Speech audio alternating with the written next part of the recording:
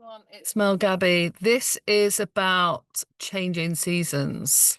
So, many of us in the UK and other parts of Europe are moving from summer into autumn, and this can be a really tricky time for anybody, especially if you have experienced depression, anxiety, or SAD, seasonal affective disorder. So I'm filming this today.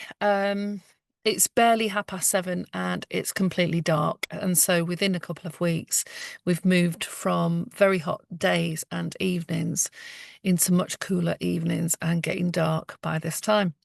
So welcome to today's episode. If you've ever struggled at this time of the year to think about life in comparison to the summer, and you have a negative perspective of autumn and winter, listening because this may help you as you move forward. So if you're here in the UK, you've probably noticed, as I've just said, the evenings creeping in earlier, the air getting cooler, and the autumn quietly arriving. For many of us, this is a beautiful time of the year. Crisp mornings, golden leaves, and cozy nights. But for some, the shift into autumn brings a heavy feeling, shorter days, and darker nights, and a familiar dip in mood. So if you've ever found yourself dreading this season, you're not alone. In this episode, I want to share some simple tips with you. I've got top 10 tips, but I'm going to talk a little bit about what my approach has been over the last few years. But powerful ways that you can shift your mindset so that autumn becomes less about loss of light and more about finding light in new places. Think of this as creating your own toolkit for thriving during the darker months. So, for many years, I used to find this time of the year, I'd notice a switch in my mood. And I started planning holidays for September and sometimes even October, whether that was going abroad or being in the UK, as having something to do at that time of the year. Preferred it much more than going somewhere in August. Really helped me break up the winter months, autumn months. And I like autumn. The trees where I'm staying at the moment, there's all sorts of different shades of green, and the trees are brown and red and gold, and it looks absolutely beautiful. And the days are still quite warm, but as we head towards this time of night, the temperature drops drastically. So there is a clear distinction now of us moving out of summer and moving into autumn. So I want to share these top tips with you to get you thinking about creating a plan. Having a plan, a roadmap for each season can really help you focus and start to see where you can get some quick wins and areas that you might need to focus on and work a bit more. So, first of all, reframe autumn as a season of renewal. So instead of focusing on the loss of summer, see autumn as nature's reset, a time to release, reflect, and prepare for new beginnings. If, like I said, it's a difficult time of the year for you, then what can also help is to review what tools you've used on previous transitions through the seasons so that you were able to get some enjoyment out of maybe not all of it, but a lot of it. So, tip number two is maximize daylight. So, often getting up in the morning. If you can get up even earlier than the time that you would normally get up to organize everything for school, for work, for college, university, whatever your daytime experiences and tasks are, if you can get out earlier, 10-20 minutes at the brightest part of the day, that natural light can boost your energy and mood. And some of my routine, especially when I'm at home, I go to the gym and I go swimming, but every morning, most mornings, I get up, and first of all, you want to wake up and not hit snooze. You count from 5 to 1, 5, 4, 3, 2, 1, like what Mel Robbins spread around as a key thing that got her out of funky depression where she really struggled to get out of bed. Don't give your brain chance to think of any of the things that you normally think of, because by just focusing on getting out of bed, you can disrupt the pattern of what normally starts to open up and come into your mind. And it's only within a few seconds. So you do have to practice this. Then go and have a bath or a shower straight away. And if you're going for a walk, go for the walk for 10, 15, 20 minutes, or to the gym, or do some yoga or some stretching. But you want to do something that gets the blood moving. So whether it's Tai Chi, and there's lots of stuff on Instagram now where you people see people doing flow. It really depends on your flexibility, your fitness, what your starting point is. But it's a very basic thing that I would do. And in particular, after the car accident I had in 2019, where I was really stiff and heavy a lot of the time, is I would take deep breaths and connect with what was called quantum breath. So I did a course not long after the accident in quantum healing, quantum touch, and it involves using very deep, pronounced breathing. So I'll give you a demonstration. So I can't show you at the moment standing up in the van because I'm in my camper van. But if you're in the living room or the kitchen, what you want to do is stand in standing pose in yoga and relax your body, taking a deep breath and bring your arms down to your feet and breathe in. Then bring your hands up to the ceiling. And as you breathe out, you fold over and you do it again and fold over and do it again. So I would do that at least 3 times, and then I would call on whether it's my guides, my ancestors in that moment to connect with me. And so this is about how you set the day up, regardless of whether you do everything exactly as I'm talking about. But if you do something every morning that takes 5 or 10 minutes, get out of bed, have a shower, make your bed. Don't put snooze on the alarm, and go in the living room. And before you do any yoga or any running, go for a walk, do the deep breathing. It gets the blood flowing around the body. And what we want to do is start activating the dopamine signals and then the positive feel good feelings. So we're moving the blood around. And you can either do a slow yoga or a fast yoga. If you don't do yoga, then just do some stretching. Get someone to show you 3 or 4 easy stretches that you can do to start the body moving. And it's these rituals applied every day, as I talk about in the 30-day program, that if you create a plan and monitor it as to how it's going, and at the end of it, every week, have a look at how you felt as a result of getting up straight away and not pressing snooze, of having a shower, of doing some deep breathing, of getting your body flowing, of going for a walk and doing movement. And you review that after 7 days. You then can see what you notice has shifted. But it's something I talk to a lot of my clients about creating a ritual that works for you. So we're going to maximize the daylight, even if that means sitting outside on the veranda, in the garden, in the greenhouse with a cup of tea. And you can even practice some mindfulness. So when I say mindfulness, I'm talking about the very simple act of being still. So whether you're sat on the sofa, in a chair, or out in the garden, you can do some very simple things when you're going into that mindful state of just start noticing your breath. And then noticing your heartbeat. And then noticing how heavy or light you feel. Noticing any sounds in the room or coming from outside. So you don't get drawn into it, you're just noticing it. And by noticing everything in the moment, you move back into the moment. And so everything else can just drop away, even for a short time. And unless it's an emergency, then practice doing the mindfulness for like 2 minutes at first every day, of just sitting there after you've done the movement, and after you've done the breath work, after you've done yoga or been for a walk. Just sit down and just be mindful. Notice the sounds. Notice what's going on in the house or outside of where you live, or the traffic, and just tuning in, and then go back to your breath, and then start to just do some deep flow breath where it's just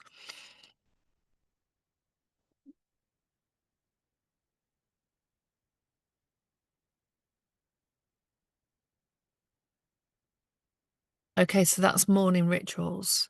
In the evening, create a cozy ritual, like candle. Buy a candle that has a scent that doesn't have any memories of anything.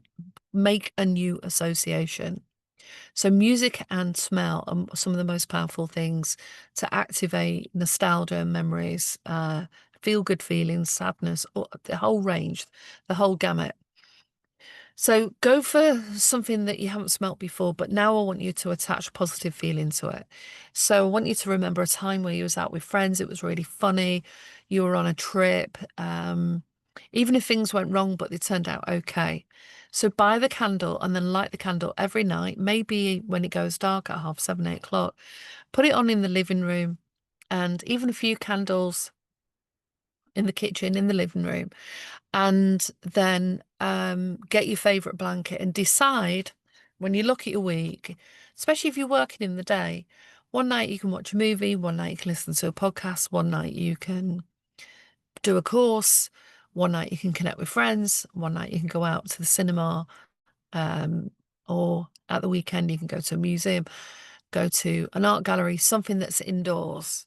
And none of those things cost anything. And some of the key things we know in mental health and well-being is about how you um, evolve your sense of well-being and how you maximize all the tools that can help you not just feel good, but maintain that for a lot longer. So make the evening something to look forward to, where you just defrag and either spending time with the kids, the family, or time on your own. And when I talk about connection, when we think about the 5 ways to well-being, connection is one of the biggest things. So if you let your relationships drift and you haven't texted anyone for a couple of weeks, get in the habit of maybe once a week just touching in with people.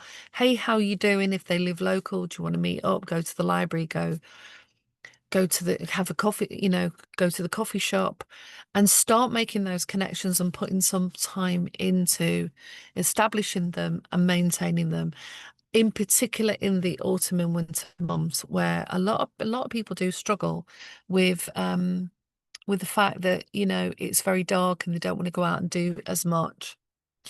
So like I said, move your body daily, whether that is exercising, walking, yoga, but stretching. Anything that you do will help you lift your move. Bring nature inside. Decorate with autumn leaves, conkers, seasonal flowers. Get a vase, buy a plant, put some things inside that now celebrate the different plants that are around at this time of the year and bring some of that smell or that sensory stuff into the house. And then using light therapy, there's been a lot of research around light therapy, in particular for seasonal affective disorder. And it's said that it can balance mood and when natural light is scarce.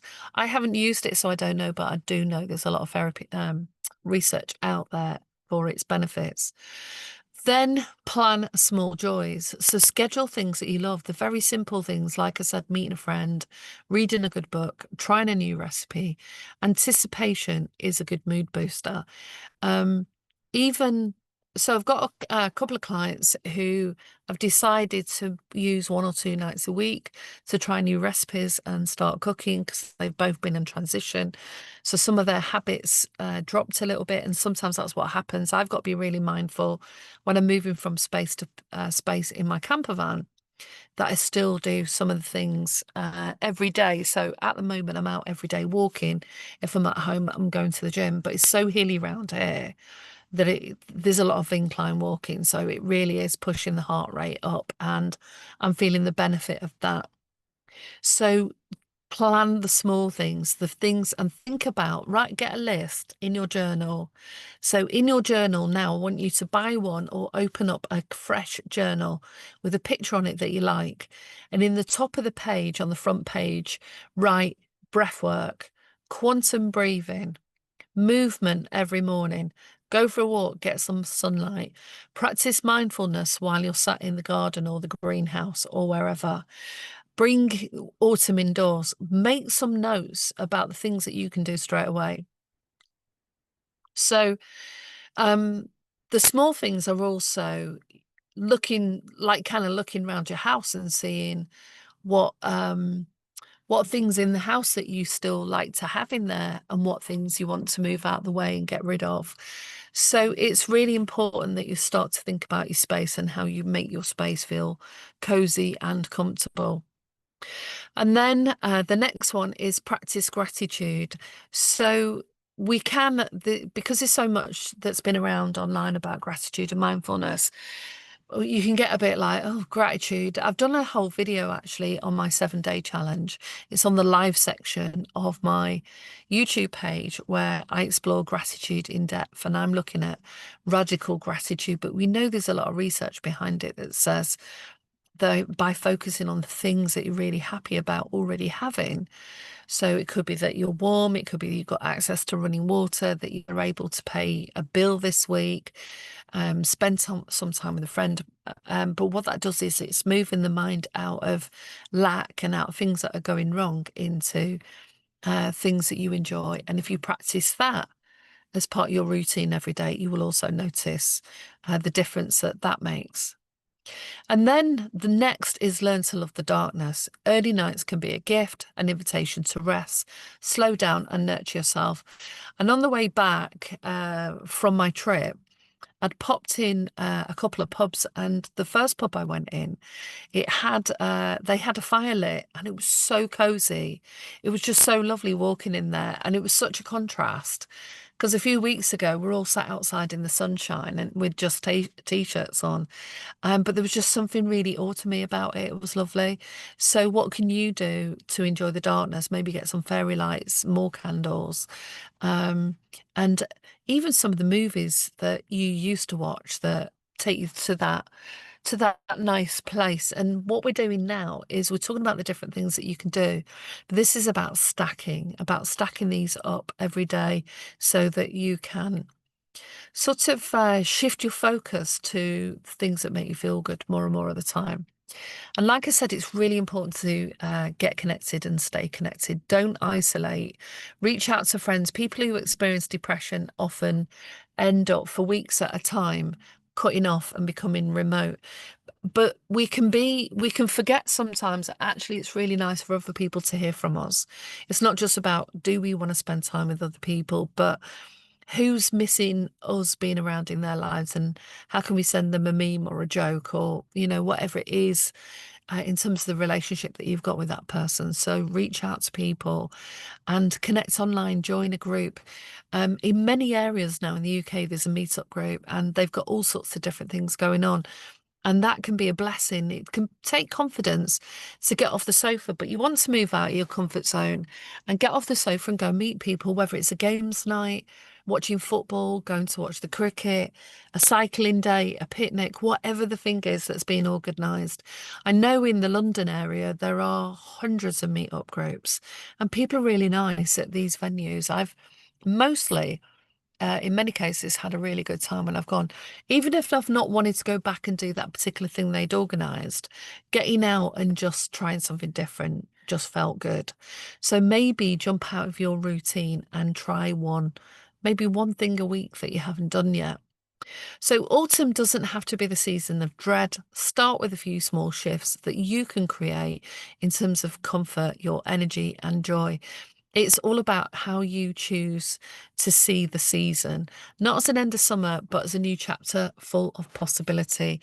And in October, I'll be releasing again the Change, Grow and Transform series, where we'll be looking at releasing a video every day, an oracle card, and I will be adding some videos about the seasons and some of the things that are coming up in conversations with people that I meet that's really important. So do like and subscribe to my YouTube page if you haven't done so far.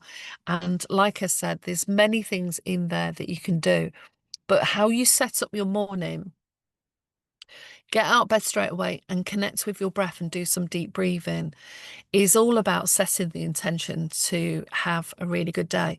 So you can also think about what intention have you got. That was the thing I missed, is deciding in the morning what 3 things that if you did them today would make you feel like you've been productive and got on top of things. So, because sometimes what people do is leave many things till the last minute and then they feel overwhelmed. So after you've been for a walk, had a shower, practice mindfulness, open up your laptop or walk to work, is what 3 things do you really want to make sure you get done on the day. And then at the end of the day, finally, is what went well today, what 3 things went well that you're proud of, that you're happy about. And all of this combined should make some difference. So if you want to have any sessions with me and pull a plan together, I offer a free session, Kickstarter sessions. So it just helps you look at where are you now, what's going on, what you aiming for, and how can we get you there, and then come up with the plan that you can then implement. Because often we can have the ideas, but we don't take the action, or we take action and we don't maintain it, or we maintain it and we don't review it and track how much the different things that we're doing are working for us. So like and subscribe. Let me know if you like the video. It'd be great to get your views about what you do to make autumn feel a good time for you. All right, see you on the next one.